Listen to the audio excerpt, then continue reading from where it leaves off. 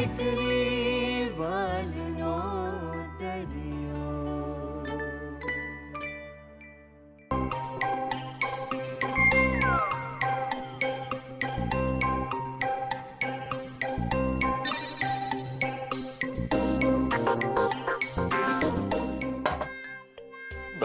10 minute કહીને કલાક થઈ ગયો મેડમ.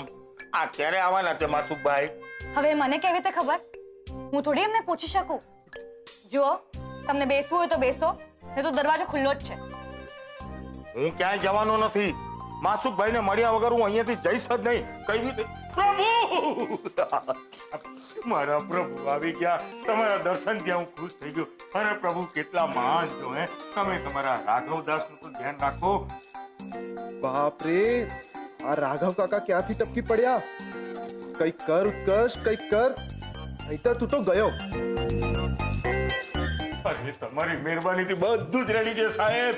રાહુલિયો રેડી, દુબઈ રેડી, બધું તૈયાર હો. એક મિનિટ. આ બધું તમે શું બોલો છો? અંકલ, સારું થયું તમે આવી ગયા. મારે તમારી સાથે અર્જન્ટ વાત કરવી છે. પેલા જીતેશભાઈનો ફોન હતો દુબઈથી. ચાલો ને પ્લીઝ કેબિનમાં, જરા અર્જન્ટ છે. આપણે એમની સાથે ફોન પર વાત કરી લઈએ. હા અરે પણ મારે 2 મિનિટનું કામ છે. માસુભાઈ 4 કલાકથી તમારી રાહ છું. પગ દુખી ગયા સાહેબ. હા રાઘવ કાકા, બસ 2 મિનિટ પ્લીઝ, જરા અર્જન્ટ છે. પ્લીઝ અંકલ આવો ને. ચાલ.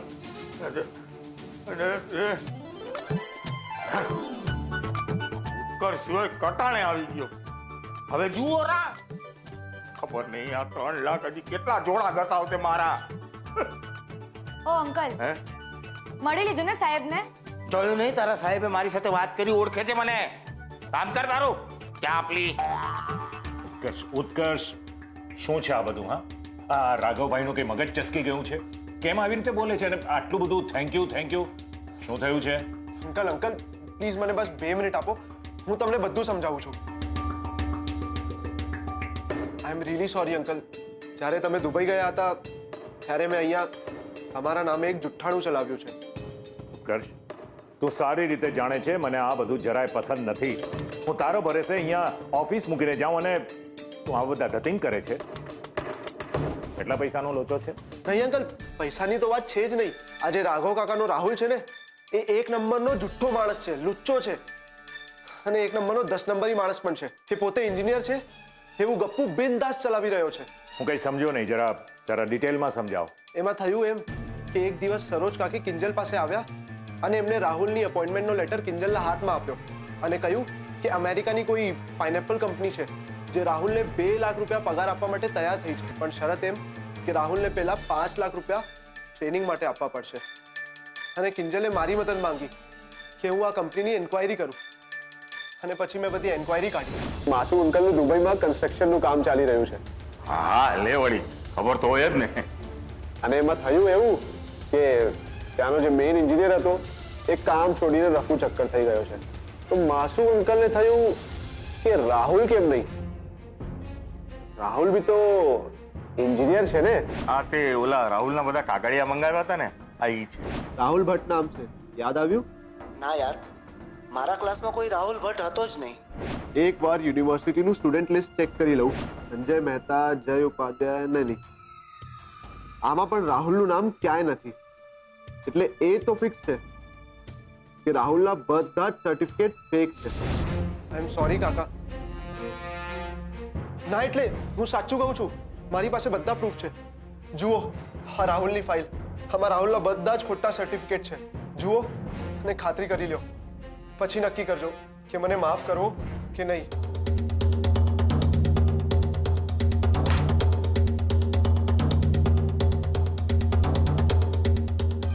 રાઘવ ભટ્ટને અંદર મોકલ. નહીં uncle please, I am sorry. I am really sorry. પ્રભુ, મારા ગુરુદેવ. થેન્ક યુ સાહેબ. અરે તમે માત્ર મારા રાહુલને દુબઈ નથી ઉડાડ્યો, બાકી એની સાથે અમે હવામાં ઉડતા થઈ ગયા છીએ. એમ તો પછી ઉડવાનું મૂકીને જમીન પર આવી જાઓ. એટલે એમ કે તમારા રાહુલના વિઝાનું કામ ક્યારે, કઈ રીતે, કેટલું આગળ વધારવું, એ બધી જ જવાબદારી મેં ઉત્કર્ષને સોંપી છે. અને ઉત્કર્ષ, રાઘવભાઈ મારા ખાસ માણસ છે.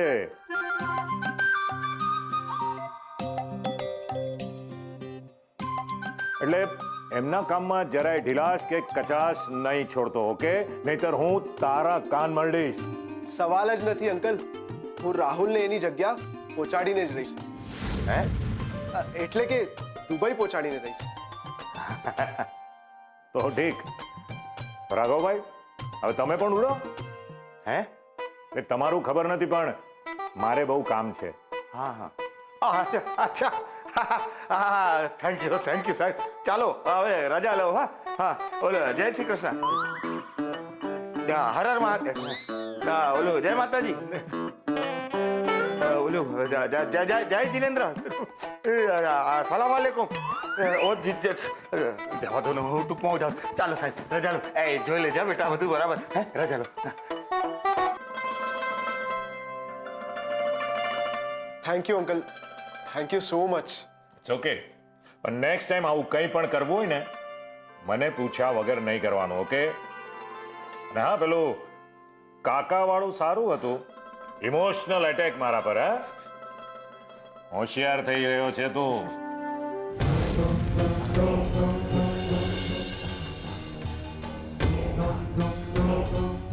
આજ તો આ હીરામણી પાસેથી પૈસાનું પાક્કું સરનામું ઓકાવીને જ રહેવાની છું. અરે દાન પેટીના નામ પર મારી હાડીએ કેટલા ખંખેરી લીધા. પણ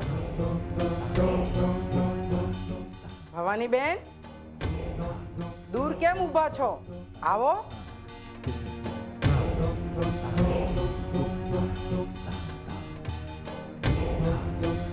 આ પૈસાનો ઉકેલ કઈ આવ્યો નથી. મને લાગે છે કઈ જોવામાં તમારી કઈ ભૂલ તો નથી થતી ને? શું કહ્યું? આ હીરામણીના જ્ઞાન પર શંકા? આ હીરામણીને ખોટી કહેવાની હિંમત? લલકારી રહી છે તું મને. અનર્થ, ઘોર અનર્થ. ભવાની, મારા જ દરબારમાં આવીને તે મને ચેલેન્જ આપવાનું પાપ કર્યું છે. જા પાપણ, હું તને શ્રાપ આપું છું. અરે ના ના ના ના ના, હરાપ નહીં આપતા, હરાપ નહીં આપતા બેન. ના બેન, હરાપ નહીં આપતા બેન. હું તમને ક્યાં કહું છું કે તમને જોતા નથી આવડતું? તમે પૈસાના લૂંટેરા છો. અરે હું એવું કાંઈ નથી કહેતી, પણ બેન આ પૈસા હજુ સુધી મળ્યા નથી. અને આ તમારી દાન પેટી, અરે ગોઠણ જેવડી ગાય નીરે એટલું ખાય એમ હજી એ ખાધે ખાધ જ કર્યા કરે છે. તો મારો જીવ કઈ થોડી જાયલો રે. કાંઈક તો બોલું ને હું. એમાં હું શું કરું? લક્ષ્મીનો સ્વભાવ જ ચંચળ હોય છે. એક હાથથી બીજા હાથ. તો એ તમારી ખાતર એક વાર વધુ કોશિશ કરું છું. દેખાય છે, દેખાય છે. ક્યાં? તકિયામાં, રવડામાં, રૂમમાં? દાન પેટી બોલ, પૈસા ક્યાં છે? પૈસા નહીં નાખો તો નહીં બોલે.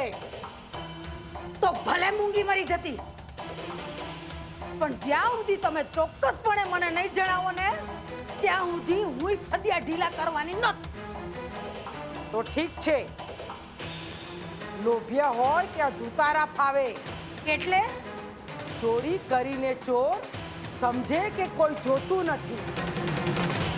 ઉપરવાળો હશે ચોર પર, કહે પહોંચશે તને જ તારું કોઈ.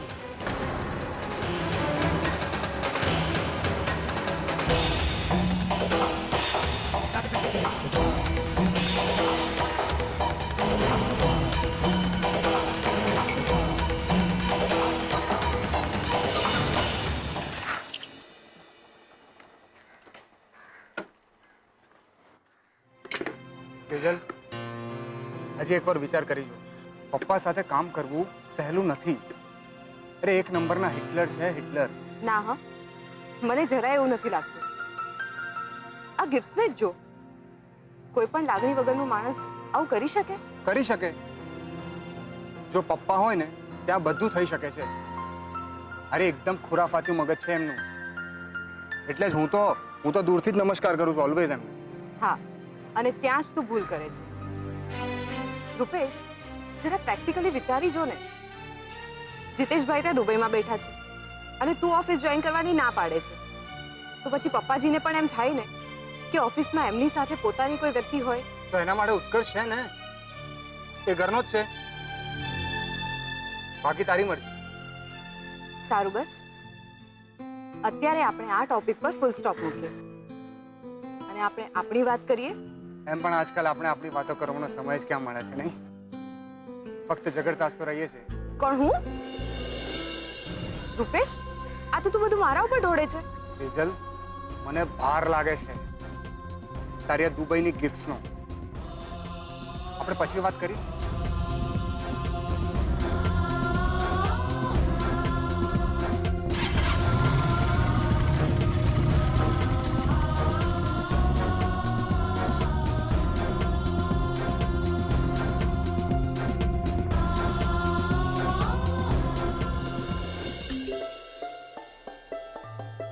જો મમ્મી, કેવો લાગે છે?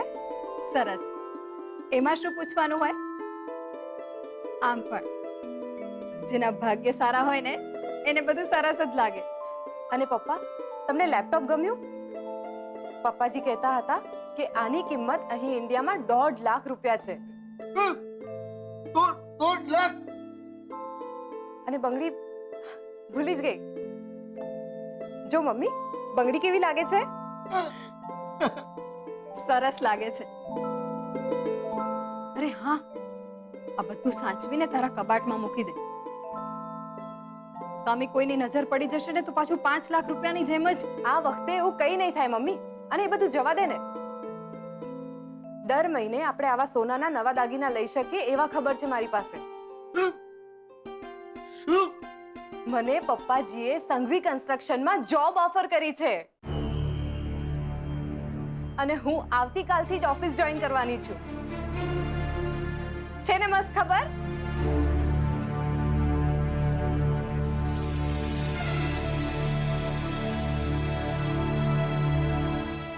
શું થયું?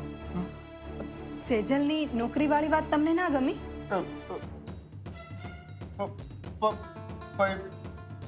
શું પઈ? મને કંઈ ખબર નથી પડતી. ખબર નહીં કિંજલ તમારી વાત કેવી રીતે સમજી જાય છે. હું કિંજલને બોલાવીને લાવું. માતે મને બોલાવવાનો કષ્ટ ના કરો. સ્વયં કિંજલ ભટ્ટ હાજર છે. ને પપ્પા શું કહેવા માંગે છે એ પણ મને સમજાઈ ગયું છે. પપ્પાને ચિંતા છે કે જો સેજલ એના સસરાની ઓફિસમાં જશે તો પગાર માગી નહીં શકે. ને મેં અને સેજલે જે મળીને ઘર ચલાવવાની વાત કરી છે એમાં ગરબડ થઈ જશે. અરે હા, આ તો મેં વિચાર્યું જ નહીં. પછી આપણે સેજલના ધામધૂમથી પાણી. ઠીક છે, હું ઠીક છું. હા, એની કોઈ જરૂર નથી પપ્પા. ને ખબર નહીં ગળામાં કચરો આવી ગયો હતો. લગન ધામ. અરે એ તો કઈ નહીં. મમ્મીનું કહેવું એમ છે કે માસુક અંકલ ભલે ને કઈ ના બોલે પણ આપણે આપણા તરફથી ધામધૂમથી મસ્ત લગ્ન કરીશું સેજલના. કપડા, ફટાકડા, જમણવાર, પહેરામણી બધું જ. હા હા બેટા, પણ તોય આ બધું તું એકલી કેવી રીતે કરી શકીશ? એકવાર સેજલના કાને વાત તો નાખી જો. ના મમ્મી, આ મને યોગ્ય નથી લાગતું. ને આપણી સેજલ હવે આપણા ઘરે કેટલા દિવસ? તો કરી લેવા દે ને એને એના મનનું. ને આમ પણ હવે તો દુકાન અને સ્પોર્ટ્સ ક્લબ આવક ડબલ થઈ ગઈ છે એટલે તું ચિંતા નહીં કર, થઈ જશે. એને પપ્પા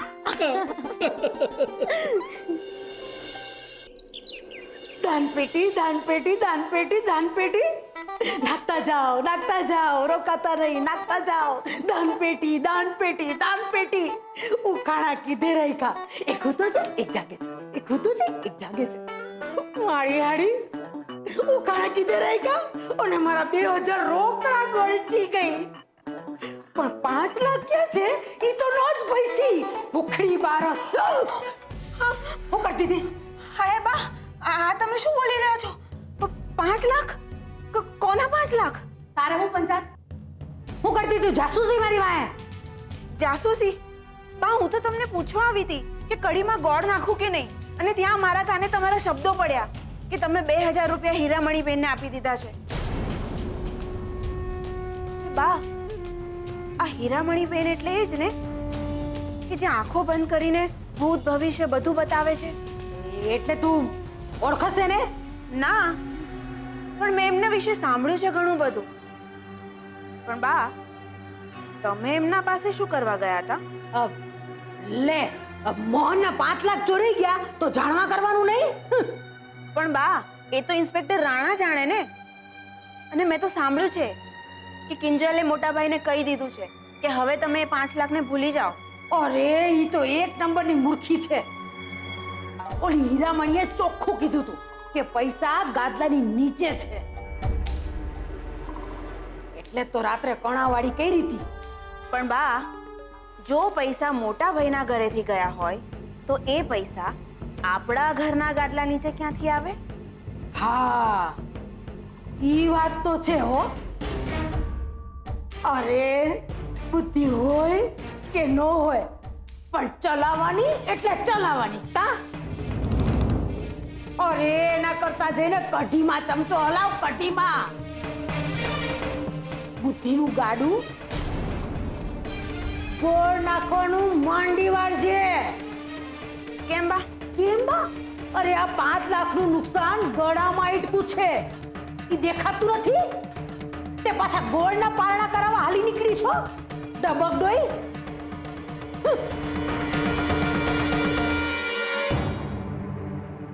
બા, અને કઢીમાં ગોળ નાખવાની ના પાડે?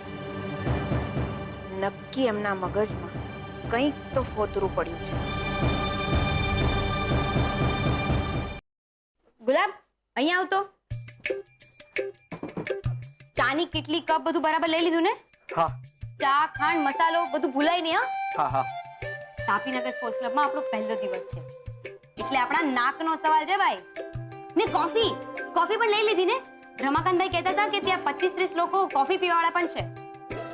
કિંજલ બેન, તમે ચિંતા ના કરો, મેં બધું પ્લાનિંગ ના હિસાબથી મૂકી દીધું છે. ને હા, ત્યાં સાંજનો 6 થી 9 નો ટાઈમ છે, યાદ છે ને? ઉતારીની એ તો મારા મગજમાં જ નહીં. એમ? તે તારે મગજ પણ છે?